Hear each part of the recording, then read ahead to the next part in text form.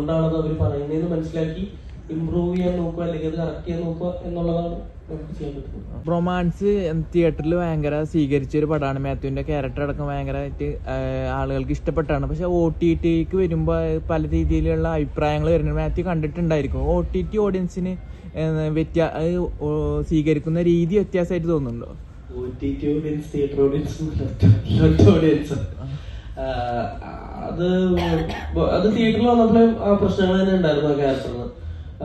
അത് ഈ പറഞ്ഞ പോലെ നമ്മൾ എല്ലാവരും ചേർന്ന് ആ ക്യാരക്ടറിന് എടുത്തൊരു മീറ്റർ ചിലപ്പോ തെറ്റിപ്പോയതാണെന്നാണ് എനിക്ക് മനസ്സിലായത്. അത് ഇപ്പൊ ആൾക്കാർ ഓവറെന്ന് പറയുന്നത് ഓവറായിട്ട് തന്നെയാണ്.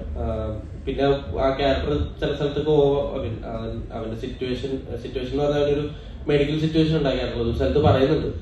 അപ്പൊ അത് ആൾക്കാർക്ക് ഒരു മെജോറിറ്റി ഓഫ് ആൾക്കാർക്ക് അത് വർക്കായിട്ടില്ല എന്നുള്ളത് അത് മനസ്സിലാക്കുക എന്നുള്ളത്. അത് ഓഡിയൻസും അല്ലെങ്കിൽ പ്ലാറ്റ്ഫോം മാറിയതിന്റെ പ്രശ്നമല്ല, അത് നമ്മൾ ചെയ്തതിന്റെ പ്രശ്നമാണ്. അപ്പോ അത് കുറച്ചും കൂടെ ചിലപ്പോ വൃത്തിക്ക് എല്ലാവർക്കും കൂടെ കൺവിൻസിങ് ആവുന്ന രീതിയിൽ ചെയ്യണമായിരുന്നു. അപ്പൊ അത് നമ്മൾ ആ സമയത്ത് ഷൂട്ടിന്റെ സമയത്ത് എടുത്തൊരു ജഡ്ജ്മെന്റ് പ്രശ്നമാണ്, അത്രേ ഉള്ളൂ.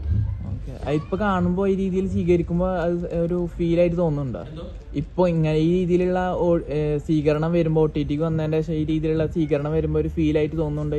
ഇല്ല, അത് അല്ല, ഡെഫിനറ്റ്ലി നമ്മൾ ചെയ്തൊരു സാധനത്തിന്റെ പ്രശ്നങ്ങൾ പറയുമ്പോൾ നമുക്ക് വിഷമം വരും. പക്ഷെ അത് മനസ്സിലാക്കി നമ്മളത് എന്തുകൊണ്ട് വിഷമം വരും. പക്ഷെ അത് മനസ്സിലാക്കി നമ്മളത് എന്തുകൊണ്ട്